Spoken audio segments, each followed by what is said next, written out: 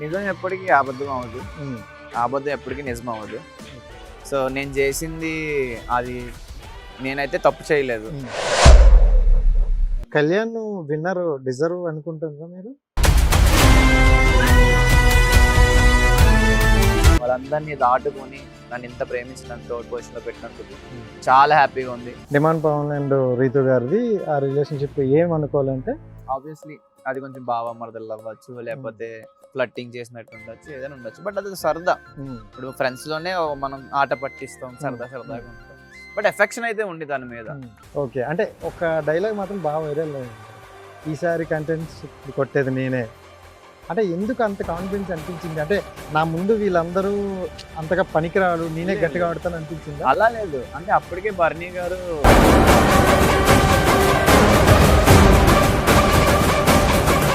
Hi hello నమస్తే, నేను మీ Rajesh. Welcome to our channel. So ఈరోజు కంప్లీట్గా బిగ్ బాస్ అయితే కంప్లీట్ అయిపోయింది.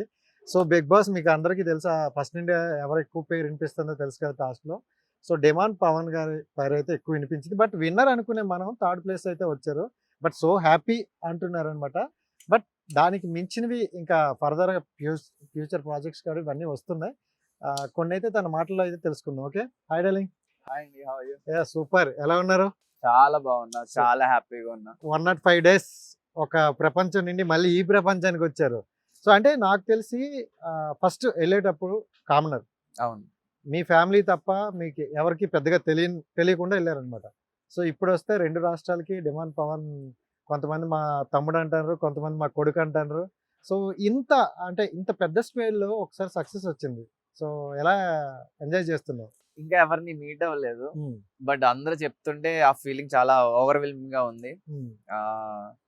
నేను ఇంకా అందరిని మీట్ అవ్వాలి, అసలు ఆ ఫీల్ ని ఎంజాయ్ చేయాలి. బట్ హ్యాపీ ఏంటంటే అందరూ నన్ను థర్డ్ ప్లేస్ లో పెట్టారు. అంటే అంత వాళ్ళు ఎంతో ప్రేమించి నన్ను థర్డ్ పొజిషన్ కి, ఈవెన్ హౌస్ లో చాలా మంది సెలబ్రిటీస్ వచ్చారు, చాలా మంది చాలా కష్టపడ్డారు. వాళ్ళందరినీ దాటుకొని నన్ను ఇంత ప్రేమించి నన్ను థర్డ్ పొజిషన్ లో పెట్టినందుకు చాలా హ్యాపీగా ఉంది.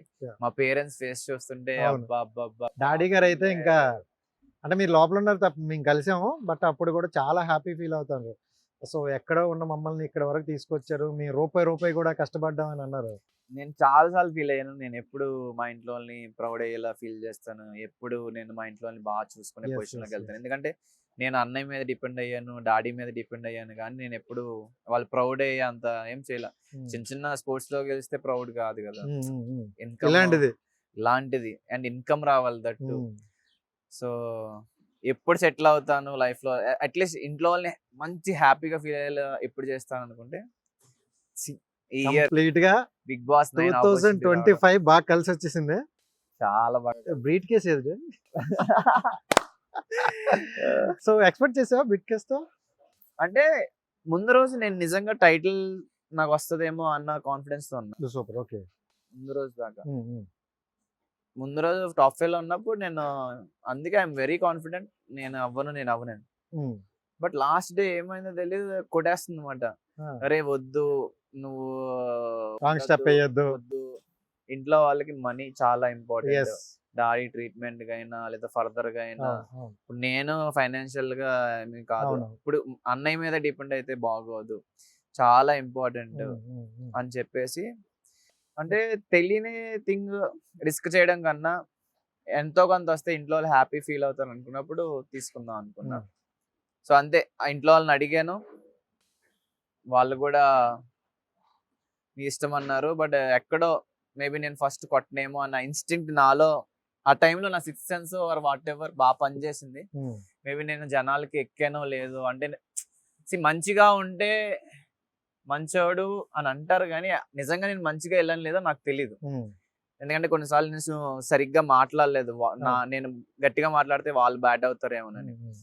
మాట్లాడకపోతే నేను బ్యాడ్ అయ్యాను, వీడేంటి వీడికి మాట్లాడడం రాదా అని. అంటే ఆ షోలో మాట్లాడితే నా అనుకున్న వాళ్ళ మీద నేను అనవసరంగా అరిసానని నేను ఫీల్ అవుతాను.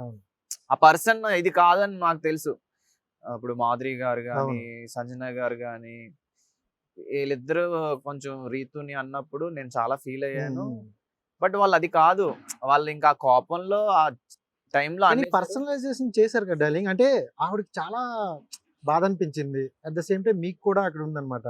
సో, అంటే ఆ టైంలో మీకు అనిపించి ఉంటది. ఎందుకు ఇలా అంటాండ్రు? ఇది కరెక్ట్ కాదు కదని. సో, అందరూ అంటారు స్టాండ్ తీసుకోలేదు అని అన్నారు. యాక్చువల్ ఆ టైంలో నేను మాట్లాడదనుకున్నా. ఒకటి రీతు మాట్లాడగలదని నాకు తెలుసు. రీతు అన్నప్పుడు తను బాగా మాట్లాడతానని. సెకండ్ థింగ్ మిగతా హౌస్ మేట్స్ కూడా మాట్లాడారు. అప్పుడు ఆవిడ వెంటనే రియలైజ్ అయ్యారు. ఇప్పుడు నేను ఆ పాయింట్ ని పదే పదే హైలైట్ చేసి రీతు అంటే చాలు ఈడు వచ్చేస్తాడు అని అనిపించుకోవడం. Next the same time Madhuri గారు ఏదో అలా అన్నారు కానీ ఆవిడ అది కాదు. ఈవెన్ సజనా గారు కూడా అది అన్నారు కానీ అది కాదు అని నా మైండ్ లో ఉంది. అందుకే నేను అంత బీభత్సంగా ఏమి రియాక్ట్ అవ్వాల. తర్వాత సజనా గారికి కూడా వెళ్ళి అక్క అలా కాదక్క అంటే, నేను అలా అనలేదురా అని చెప్తున్నా, నువ్వు అలా అనలేదు బట్ అది రాంగ్ వెళ్తుందంటే నేను చూసుకుంటా అని చెప్పారు. అది టెలికాస్ట్ అయిందో లేదో నాకు తెలియదు. 2 days అడిగాను, డైలీ అడిగాను. తర్వాత మళ్ళీ నా మీద బ్యాక్ ఫైర్ అయ్యారు. తర్వాత కెప్టెన్సీ టాస్క్ లో అప్పుడు నేను గట్టిగా అరిచాను. ఏం చేశాను అది కూడా టెలికాస్ట్ అయిందో లేదో తెలియదు. చాలా వరకు అవ్వలేదు. కొన్ని అయినంత వరకు ఓకే. అండ్ ఇంకోటి ఏంటంటే ఇప్పుడు అంటే లాస్ట్ 2 weeks ఏంటంటే మీరు చిల్ అయినట్టు అనిపించింది అంతా. అంటే మీలో ఒక కొత్త యాంగిల్ అయితే వచ్చింది. బట్ డిమాండ్ పవన్లో ఈ యాంగిల్ ఉందని అప్పటి వరకు తెలియదు చాలా మంది. బట్ దానివల్ల అది కాస్త ఒక 3-4 weeks ముందు ఉంటే ప్లస్ అవుతుందేమో అని చాలా మంది ఆడియన్స్ అంటారు. అంటే స్టార్టింగ్ లో కొంచెం గేమ్ ఇది అందరితో సరదాగా ఉండి బాండ్లు పెట్టేసుకుంటే ఎలా ఉంటుందో తెలియదు. నెక్స్ట్ వాళ్ళు ఎవరైనా మంచిగా తీసుకుంటారో లేదో తెలీదు. ఈ లాస్ట్ డేస్ ఇది ఉన్నదే మనకి అయిపోద్ది. ఏమున్నా ఇప్పుడే మాట్లాడాలి. మొఖమాటం సిగ్గు ఉండకూడదని అప్పుడు నేను మొఖమాటం సిగ్గు వదిలేసి మనం ఉన్నదే ఇంకో 2-3 వారాలు ఇప్పుడు ఫ్రీగా లేకపోతే ఇంకెప్పుడు ఉంటాం. ఆ టాస్క్ ఎత్తున్నప్పుడు కూడా అది బాలదులు అదే ట్రటిల్లింది. అంటే కొంచెం స్లాంగ్ కూడా సో కామెడీ వేలో మనకి బయట మనం ఫ్రెండ్స్ ఎలా వాళ్ళు పిచ్చిగా నవ్వుకున్నారు. టెలికాస్ట్ లో ఏమవుతుంది అయింది. అవును ఏంటన్నా నైట్ వెళ్ళింది ఇదేంటన్నా అంటే అసలు నవ్వుకొని చచ్చిపోయారు వాళ్ళు. మళ్ళీ రావడంతో ఇది బాహుబలి అనేది దానికి ముద్దు పెట్టారు. No Baahubali. Bigg Boss please Bigg Boss. Baahubali లేదు బిగ్ బాస్. సో అవన్నీ చాలా ఫన్ జనరేట్ అయ్యాయి. అవన్నీ టెలికాస్ట్ అయ్యాయి. ఎందుకంటే మనం స్టార్టింగ్ మాట్లాడుకున్నట్టు తక్కువ మంది ఉన్నారు కాబట్టి అవన్నీ బయటికి చూపించినట్టుంది. And last 2 weeks Kalyan and Tanuja బాగా క్లోజ్ అయినట్టు అనిపిస్తుంది. సో ఎందుకని ఎక్కడ ఏ పాయింట్ లో క్లోజ్ అయ్యారంటాం? అంటే ఇంకా అయిపోయింది మన రియాలిటీలోకి వచ్చేద్దాం అనుకోనరా? నాకు అట్లా ఏం తెలియదు. తక్కువ మంది ఉన్నప్పుడు ఆబ్వియస్లీ ఎవరి దగ్గర అయితే మీరు కంఫర్టబుల్ ఫీల్ అవుతారో వాళ్ళతో ఎక్కువ ఉంటాం మన ఫ్యామిలీ మెంబర్లో. ఎందుకంటే ఇప్పుడు ఇంట్లో వాళ్ళ దగ్గరికి ఎలా అయితే వెళ్తామో అక్కడ ఇంట్లో వాళ్ళు అయిపోతారు ఎక్కువ డేస్ ట్రావెల్ అయితే. నేను రీతో అట్లానే ఉండేవాళ్ళు. సో అట్లానే తనుజ కళ్యాణ్ కూడా లాస్ట్ కి స్టార్టింగ్ లో మమ్మల్ని ఎవరెవరు ఏమన్నా at the end of the day వాళ్ళకి ఒక బాండ్ ఫామ్ అయిపోయి వాళ్ళతో మాట్లాడాలి, వాళ్ళతో ఉండాలి అనేది వచ్చేస్తుంది. ఇప్పుడు బర్నీ గారు, సుమన్ అన్న ఎలా బెస్ట్ ఫ్రెండ్స్ లో ఉన్నారో నేను రీతు కూడా అలాగే ఉన్నాం. అండ్ లాస్ట్ కి వచ్చేటప్పటికి కళ్యాణ్ తనుజ కూడా అట్లానే ఉన్నారు. అది జస్ట్ అయితే మనకి చూస్తే సుమన్ శెట్టి గారు క్లారిటీ ఇచ్చారు. మన ఇంటర్వ్యూలో చెప్పారు అండ్ ప్రెస్ మీట్ లో కూడా అన్నారు. డిమాండ్ పవన్ అండ్ రీతు గారిది ఆ రిలేషన్షిప్ ఏమనుకోవాలంటే నాది బర్నీ గారిది ఏమనుకుంటాను అన్నారు. సో ఫ్రెండ్షిప్ కదా, మరి వాళ్ళది కూడా అదే. మీకు చూపించిందేమో బట్ మేము హౌస్ లో ఉన్నాం కాబట్టి మాకు తెలుసు వాళ్ళంతా ప్యూర్గా ఉన్నారా అని అన్నారు. సో బయటికి ఎలా వెళ్ళిందంటే మీ ఇద్దరు వేరేలా కొంచెం కన్వే అయ్యింది అనమాట. సో అంటే మీరేం చెప్తారు దాని గురించి? అంటే మేబీ జెండర్ డిఫరెన్స్ ఉండడం వల్ల నేను తనతో ఉండే సరదాల వల్ల అలా అనిపించుండొచ్చు. ఎందుకంటే ఒక అబ్బాయి ఇద్దరు అబ్బాయిలు ఏడిపించుకుంటున్నా ఏమున్నా అది నార్మల్ గా వెళ్తుంది. బట్ అమ్మాయి అబ్బాయి అనేటప్పటికి ఆబ్వియస్లీ అది కొంచెం బావ మరదలు అవ్వచ్చు, లేకపోతే ఫ్లట్టింగ్ చేసినట్టు ఉండొచ్చు, ఏదైనా ఉండొచ్చు. బట్ అది సరదా. ఇప్పుడు ఫ్రెండ్స్ లోనే మనం ఆట పట్టిస్తాం, సరదాగా ఉంటాం. బట్ ఎఫెక్షన్ అయితే ఉంది దాని మీద. Come to the game, first week మనం చూసుకుంటే నామినేషన్ లోకి వచ్చారు. ఎలిమినేషన్ అవుతారేమో అనే ఒక భయం నుండి వచ్చారు. దాన్ని అప్పటి నుండి చూసుకుంటే ప్రతి వీక్ కూడా జమ్ అని వెళ్తున్నారు. ఏం జరిగింది అసలు? ఆ గ్యాప్ లో ఏమైంది? అంటే ఫస్ట్ వీక్ నేనంటే ఏంటో ఎవరికి తెలియదు, టాస్క్లు కూడా ఏం లేదు. బట్ సెకండ్ వీక్ లో నేనంటే ఏంటో తెలిసింది. నేను కెప్టెన్ అయ్యాను, నేను టాస్క్ లో ప్రూవ్ చేసుకున్నాను. సో కాన్ఫిడెన్స్ వచ్చింది. ఓకే మనం ఎలా వెళ్తున్నాం, మనం జనాలకి నచ్చుతాం, మనం ఫిట్నెస్ చేస్తాం, అందరితో ప్రేమగా ఉన్నాం. నేను స్టార్టింగ్ నుంచి ఎండింగ్ దాకా కూడా చాలా జెన్యున్ గా ఉన్నా. ఎవరికి హెల్ప్ కావాలన్నా హెల్ప్ చేసా. అంటే నాకు స్టామినా ఎక్కువ ఉంది, ఆ స్టామినా అంతా యూస్ చేసేవాడిని. ఎవరు కుకింగ్ అన్నా, ఎవరు ఉంటా అన్నా లేకపోతే నేను ఉంటాను. ఎందుకంటే అందరికి ఫుడ్ టైంకి రావాలి. దట్టు నేను ఏ వర్క్ అయినా నేర్చుకునైనా చేయగలను, ఎవరైనా చూపించినా నేను ఫాస్ట్ గానే చేసేయగలను. ఉమ్, సో అదే చేశాను. ఉమ్. గుర్తిస్తారు, ఆడియన్స్ గుర్తిస్తారు అని అనుకున్నాను. ఆ Hmm. ధైర్యంతోనే గ్రో అప్ అవుతాను. కాదు డార్లింగ్, ఆ ఫస్ట్ వీక్ లో అప్పుడు మీరు వెళ్ళిపోతే డిమాండ్ పవన్ ఆ క్యాబిలిటీ అనేది తెలియపోతుందేమో కదా. సో 100% ఖచ్చితంగా అప్పుడు బాధపడతారు కదా. ఎందుకంటే నేనేంటి ఇంకా అంటే చాలా మంది, నేను ఇన్ని సీజన్లో చాలా మంది చూసా, మేమేంటో ఇంక చూపించే లోపే బయటకు వచ్చేసాం అనే వాళ్ళు విన్నాం. అవును, సో అలాంటి సిచ్యువేషన్ వస్తే ఎలా తీసుకుందో. కష్టంగా ఉండేది. ఈవెన్ డేంజర్ జోన్ లో కూడా శ్రీజ వెళ్ళిపోయినప్పుడు కూడా నేను శ్రీజ ఉన్నాం. అవును. అది కూడా వెరీ హారబుల్ మాట. ఉమ్, 2 సార్లు వెళ్ళిపోయినప్పుడు డిజాస్టర్. మేబీ బయటకు వచ్చుంటే చాలా బాధపడేవాడిని. Hmm. But still life move on కాబట్టి ఆ బాధతో ఇంకా ఎక్కువ బిజీ అయిపోవడం, ఉమ్, లేకపోతే ఏదో ఒకటి చేసుకుంటూ ఉండేవాడిని. ఏదైనా మళ్ళీ ఇంకో ఆపర్చునిటీ వస్తుంది అనే పాజిటివ్ థింక్ తోనే వెళ్ళేవాడిని. And But- Sreeja and Bharani garu ఆ ఇద్దరిలో ఒకలే ఉండాలి. ఆ లాస్ట్ టాస్క్ అయితే ఏది ఉందో అది శ్రీజ పక్క నేను ఆడితే పక్కా గెలుస్తాను, అనవసరంగా కళ్యాణ్కి ఇచ్చారని మీరు అనేది. అవును, Statement అన్నాను, కూడా pass ఓపెన్ గా అన్నాను. సో ఏంటి అంటే అంత కాన్ఫిడెన్స్ ఉండేదా. అంటే నాకు మెమరీ పవర్ కూడా ఎక్కువే. ఉమ్, ఉమ్, ఈవెన్ నేను ఒకటి చెప్పిన, బర్నీ గారు అండ్ గౌతమ్ ఉమ్. కంటైనర్ గా వచ్చినప్పుడు ఒక టాస్క్ ఆడారు. అవును, ఇద్దరిని కలర్స్ ట్రోల్ చేశారు. గుర్తుపెట్టుకోవాలి, నెక్స్ట్ కింద హీరోస్ గుర్తుపెట్టుకోవాలి, yes, కింద సింబల్స్ ఇమేజెస్ గుర్తుపెట్టుకోవాలి. ఉమ్, వాళ్ళు ఎలా ఆడారో నేను అట్లనే Hmm. వెళ్ళి చూసాను, వచ్చాను అంతే. ఉమ్, నేను జస్ట్ 2 times 3 times వెళ్ళాను. Hmm. రో గుర్తుపెట్టుకుని వచ్చాను. ఉమ్, వాళ్ళు వెళ్తున్నారు వస్తున్నారు. అక్కడే నా క్యాపబిలిటీ ఏంటో తెలిసిపోయింది. ఉమ్. నేను సంచలకి వెళ్ళి వచ్చాను అంతే. Oh. ఇప్పటికే గుర్తున్నాయి చెప్పాలంటే నాకు. ఓకే, ఇప్పటికి కూడా సూపర్. అంటే ఒకటి బాగా వైరల్ అయిందండి అని కాన్ఫిడెన్స్ ఉండాలి. చెప్పమన్నా కూడా చెప్తాను. ఆ, లాస్ట్ రో ఈవెన్ చెప్పండి ఒకసారి. ఇప్పుడు లాస్ట్ రో వచ్చేసి మనకి ఫస్ట్ టవర్ ఇమేజ్ ఉంటుంది, అంటే హోమ్ లాగా. తర్వాత వచ్చేసి గ్లోబ్ ఓకే, తర్వాత మనకి బటర్ఫ్లై ఒకటి ఉంటుంది. ఉమ్, ట్రిపుల్ ఏ ఉమ్, ఏ అంటే యాపిల్, ఏరోప్లైన్, ఇంకొకటి ఇంకోటి ఏ ఉంటది, ట్రిపుల్ ఏ. అంటే ఏ మనకి యాక్చువల్ అది ఇమేజెస్ ఏ గుర్తు పెట్టుకుంటే చాలు అవి ఉంటది. నెక్స్ట్ వచ్చేసి డైనోసార్ ఉంటది. నెక్స్ట్ మేకప్ కిట్ ఎండింగ్ లో ఉంటది. ఉమ్. ఇంకా మిగిలింది ఒకటి. ఇవన్నీ ఇంకోసారి వెళ్ళి వస్తే అయిపోతుంది. ఇంకోసారి ఇవన్నీ చెప్పిన తర్వాత మిగిలింది ఒకటే కదా, అదే పెట్టేస్తాం. So super. సో అంటే అది ఆర్చరీ, మేకప్ కిట్ ముందు ఆర్చరీ. ఓకే, అంటే ఒక డైలాగ్ మాత్రం బాగా వైరల్ అయింది, ఈసారి కంటెంట్స్ కొట్టేది నేనే. అంటే ఎందుకు అంత కాన్ఫిడెన్స్ అనిపించింది? అంటే నా ముందు వీళ్ళందరూ అంతగా పనికిరాడు, నేనే లేదు, గట్టిగా లేదు. ఆడతాను అనిపించిందా? అలా లేదు. అంటే అప్పటికే బర్నీ గారు డెమాన్ పవన్ కనబడట్లేదు అనేటప్పటికి డెమాన్ పవన్ కనబడతాడు ఈ వీక్ లో, నేను ది బెస్ట్ ఇస్తాను అండ్ నాకు ఎక్కువ పర్సెంటేజ్ ఆఫ్ విన్నింగ్ ఉంది, నేను కొడతాను అని ఛాలెంజ్ చేశాను. మీరు ఎవరో కొట్టలేరని కాదు, నాకు ఎక్కువ నమ్మకం ఉంది కొడతానని. ఇప్పుడు అంటే నేను టాస్క్ల విషయంలో ఎలా కౌంట్ చేసుకున్నానంటే, మనకి స్పీడ్ లో నేనే ఫస్ట్, స్పీడ్ చూసుకుంటే స్ట్రెంగ్త్ లో నేనే. అంటే ఆల్రెడీ చాలా టాస్క్లు అయిన తర్వాత వచ్చేస్తుంది కదా. అది మెమరీ వైజ్ కూడా నాకు మెమరీ పవర్ కూడా ఎక్కువే. ఇంకా పజిల్స్ కూడా నేను బాగా చేస్తాను. సో ఇవన్నీ వస్తాయి అనుకుంటే అది లక్ వచ్చింది. ఏంటంటే బోట్స్ బ్రిడ్జ్ పెట్టాలి 1 after 1. ఆయనకి ఏం పెట్టినా పట్టేస్తుంది, నాకు పెడుతుంటే పట్టట్లా. 24 ఉంటాయి అన్ని. ఇప్పుడు యాక్చువల్ నేను లీడ్ లో ఉన్నా స్టార్టింగ్, నాకు పట్టట్లా. ఆయన పెట్టుకుంటూ వెళ్ళిపోతున్నారు. ట్రై చేశాను. పైగా సిమెట్రికల్. ఇప్పుడు షేప్స్ డిఫరెంట్ అయితే ఆ షేప్ చూసి షేప్ పెడతాం. సేమ్ షేప్ ఉన్నప్పుడు పట్టేస్తే అనుకుంటే ఆయనకి పడితే నాకు పట్టట్లేదు అంటే ఇంకా నా బ్యాడ్ లక్ అది. ఈవెన్ నేను అప్పటికి ట్రై చేశాను. ఎండింగ్ లో 2 అస్సలు ఎంత ట్రై చేసినా పట్టకపోతే ఆల్రెడీ పెట్టి ఎక్స్చేంజ్ చేశారు. నేను అప్పుడు తనుజతో కూడా అన్నాను, పట్టట్లేదు అంటే పెట్టి చూడు పడతాయి అని.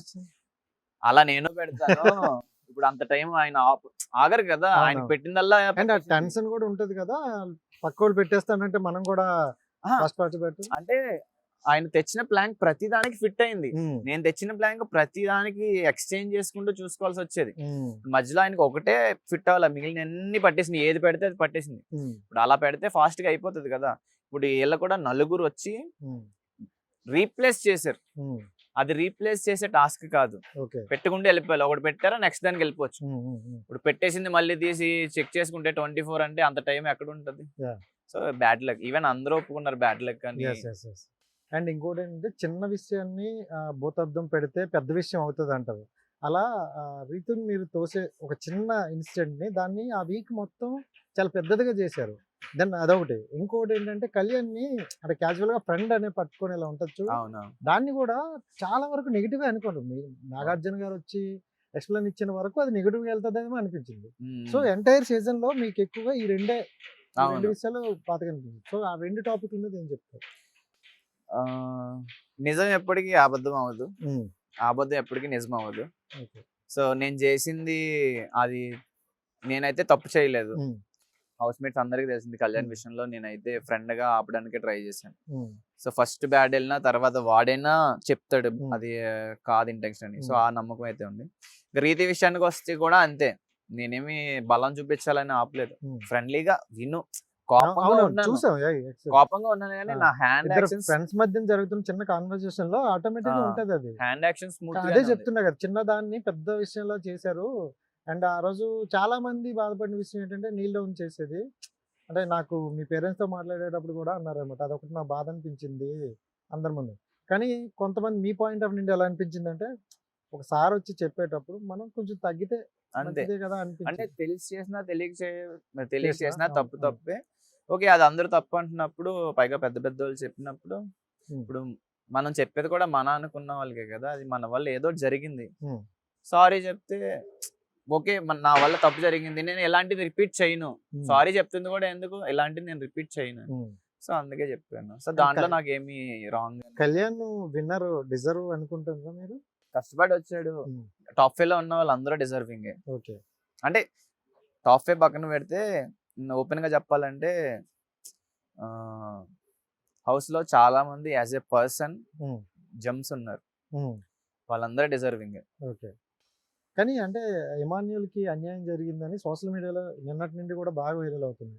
సో అసలు ఫస్ట్ నుండి టాస్క్లు అన్నీ ఆడారు, 100% ఇచ్చారు, బట్ 4th ప్లేస్ ఏంటి అని. సో మీకు యాజ్ ఏ ప్లేయర్ గా, హౌస్ మేట్ గా అండ్ కామనర్ గా చెప్తే ఏం చెప్తారు? నేను కూడా బాధపడ్డా, ఎందుకంటే నేను హౌస్ లో ఉన్న యాజ్ ఏ పర్సన్ అన్న చాలా మంచోడు, పెర్ఫార్మెన్స్ వైజ్ ఆల్ రౌండర్, చాలా ఎంటర్టైన్ చేశాడు. బట్ జనాలందరికీ ఇప్పుడు ఎవరెవరికి నచ్చుతారో తెలియదు. కొంతమంది ఎంత బెస్ట్ ఇచ్చినా అంత ఎక్కువ మందికి నచ్చకపోవచ్చు, కొంతమంది ఏం చేయకపోయినా నచ్చేయచ్చు. కొన్ని ఎగ్జాంపుల్స్ ఉంటాయి, కొంతమంది ఓవర్ నైట్ స్టార్స్ అయిపోతారు, వాళ్ళు ఏం చేయరు, చిన్నది. కొంతమంది సంవత్సరాలు కష్టపడినా వాళ్ళు అంతే ఉంటారు. సో అది అంతా రాసిపెట్టి ఉండాలి. బట్ అఫ్ కోర్స్ జనాలందరికీ నచ్చాడు. నేను అన్నకి ఇంకా మంచి మంచి ఆపర్చునిటీస్ వచ్చి ఇంకా మంచి స్థాయికి వెళ్తాడని మనస్ఫూర్తిగా కోరుకుంటున్నాను. సో అంటే మీది రీతు గారి రిలేషన్షిప్ గురించి చాలా మంది చాలా నెగిటివ్ అన్నారు, పాజిటివ్ అన్నారు. సో మీరు ఎండ్ ఆఫ్ ది డే ఏం చెప్తారు మీ ఫ్రెండ్షిప్ గురించి? నా వరకు చెప్తున్నా, 100% మాది జెన్యూన్ అండ్ ఆర్గానికల్ గా జరిగిన ఫ్రెండ్షిప్, ట్రూ ఫ్రెండ్షిప్. ఇప్పుడు మన ఇంట్లో మన పేరెంట్స్ ఉంటారు, మనం ఎక్కడ తిరిగి వెళ్ళినా బాధ అయినా హ్యాపీ అయినా ఇంట్లో వాళ్ళతో ఎలా అయితే షేర్ చేసుకుంటాం, ఆ హౌస్ లో ఒక పర్సన్ ఉంటారు మీకు కంఫర్టబుల్ అనిపించే వాళ్ళు. ఎవరు వెళ్ళినా ప్రతి ఒక్కరికి ఒక్కొక్కళ్ళు ఉంటారు. సో అక్కడ ఆ హౌస్ లో నాకున్నది రీతు. సో దానివల్లే నాకు ఫ్యామిలీ మెంబర్గా కంఫర్టబుల్, అంటే నేను తనతో ఏమైనా షేర్ చేసుకోవచ్చు, నా గురించి తన స్టాండ్ తీసుకుంటుంది, నా గురించి తన కేర్ చేసింది. సో దానివల్ల ఆ ఎఫెక్షన్, ఆ ఫ్రెండ్షిప్ చాలా స్ట్రాంగ్గా ఫామ్ అయింది అన్నమాట. మేబీ మీకు ఎలా అనిపించిందో నాకు తెలీదు, బట్ మాదైతే జెన్యూన్ ఫ్రెండ్షిప్. సో మొత్తం రీతు గారిలో మీ ఇద్దరు బాండింగ్లో మొత్తం స్టార్టింగ్ ఏవి కూడా చూశారు కాబట్టి మర్చిపోలేని అండ్ బెస్ట్ మూమెంట్ అంటే ఏం చెప్తారు? నేను యాక్చువల్లీ అదే లైక్ టాస్క్ బ్యాక్ పెయిన్ వచ్చినప్పుడు, నేను బాధపడిపోతున్నప్పుడు వెనక్కి వెళ్ళి దండం పెట్టుకుంటుంది. సో దాన్ని బట్టి మీరు అర్థం చేసుకోవచ్చు హౌ లాయల్ అండ్ ఫ్రెండ్షిప్. ఎవరు దగ్గర రాలేదు, అంటే పెయిన్ వరకు వచ్చిన తర్వాత వచ్చారు, కానీ సపోర్టింగ్ స్టార్టింగ్ నుంచి తానే ఉంది. సో దట్ షోస్ అంటే మా ఫ్రెండ్షిప్ ఎంత జెన్యూన్ గా ఉండే, తను నన్ను గెలవాలని ఎంత గట్టి కోరుకుంటుంది. మిగతా వాళ్ళు కోరుకోలేనిది కాదు, బట్ అంటే ఫిక్స్ అయిపోయింది. నేను తినకి స్టాండ్ తీసుకోవాలన్నారు, డే 1 నుండి లాస్ట్ వరకు కూడా స్టాండ్ తీసుకున్నారు అనమాట. సో ప్యూర్లీ ఈవెన్ రీతకు ఆపర్చునిటీ రాలేదు నాకు స్టాండ్ తీసుకునే, అంటే నా గురించి తన ఆడే ఛాన్స్ తనకి రాలేదు. ఉమ్. వచ్చుంటే తను కూడా ఆడేది. సో ఆ జీరో టు హీరో అనే వర్డ్స్ మనం ఎక్కువగా వింటాం. సో మీ దగ్గర అది ప్రూవ్ అయింది. So Thank you once so much. Audience లోకి మనం వెళ్ళాక కనెక్ట్ అయిపోయిన తర్వాత నెక్స్ట్ వాళ్ళు క్యూరియాసిటీ ఉంటుంది, మా దగ్గరలోకి ఎలా ఉంటారు, మాతో అందుబాటులో సమ్ సీరియల్లో ఉంటారు, సమ్ మూవీస్ ఉంటారు. సో మీరు ఆడియన్స్ కి, మీకు అనుకునే ఫ్యాన్స్ కావచ్చు వాళ్ళకి, సో ఎలా అందుబాటులో ఉండబోతున్నారు ఏంటి? I guess Next.